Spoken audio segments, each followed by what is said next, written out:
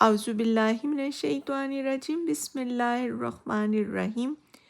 اللہم فقہنا فی الدین، یا اللہ ہمیں دین کی سمجھ بوجھ عطا فرما، آمین یا رب العالمین۔ سورۃ الشورى قرآن پاک میں ترتیب کے اعتبار سے 42ویں سورہ مبارکہ ہے۔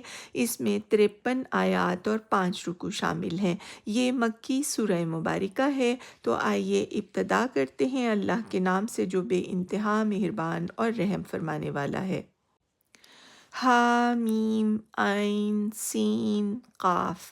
اسی طرح اللہ غالب اور حکیم تمہاری طرف اور تم سے پہلے گزرے ہوئے رسولوں کی طرف وحی کرتا رہا ہے۔ آسمانوں اور زمین میں جو کچھ بھی ہے اسی کا ہے، وہ برتر اور عظیم ہے۔ قریب ہے کہ آسمان اوپر سے پھٹ پڑیں، فرشتے اپنے رب کی حمد کے ساتھ تسبیح کر رہے ہیں اور زمین والوں کے حق میں درگزر کی درخواستیں کیے جاتے ہیں۔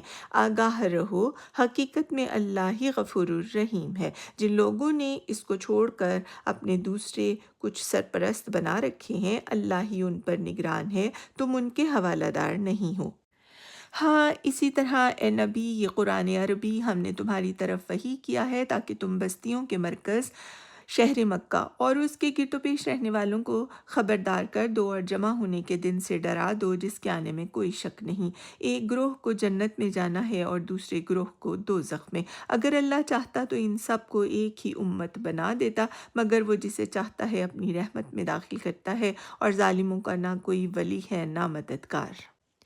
کیا یہ ایسے نادان ہیں کہ انہوں نے اسے چھوڑ کر دوسرے ولی بنا رکھے ہیں؟ ولی تو اللہ ہی ہے، ولی مردوں کو زندہ کرتا ہے اور وہ ہر چیز پر قادر ہے۔ تمہارے درمیان جس معاملے میں بھی اختلاف ہو اس کا فیصلہ کرنا اللہ کا کام ہے۔ وہی اللہ میرا رب ہے، اسی پر میں نے بھروسہ کیا اور اسی کی طرف میں رجوع کرتا ہوں۔ آسمان اور زمین کا بنانے والا، جس نے تمہاری اپنی جنس سے تمہارے لیے جوڑے پیدا کیے اور اسی طرح جانوروں میں بھی جوڑے بنائے، اور اس طریقے سے وہ تمہاری نسلیں پھیلاتا ہے۔ کائنات کی کوئی چیز اس کی مشابہ نہیں، وہ سب کچھ سننے اور دیکھنے والا ہے۔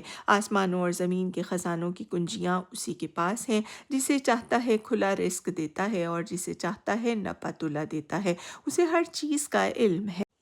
اس نے تمہارے لیے دین کا وہی طریقہ مقرر کیا ہے جس کا حکم اس نے نوح کو دیا تھا، اور جسے اے محمد اب تمہاری طرف ہم نے وحی کے ذریعے سے بھیجا ہے، اور جس کی ہدایت ہم ابراہیم اور موسیٰ اور عیسیٰ کو دے چکے ہیں، اس تاکید کے ساتھ کہ قائم کرو اس دین کو اور اس میں متفرق نہ ہو جاؤ۔ یہی بات ان مشرکین کو سخت ناگوار ہوئی ہے جس کی طرف اے محمد تم انہیں دعوت دے رہے ہو۔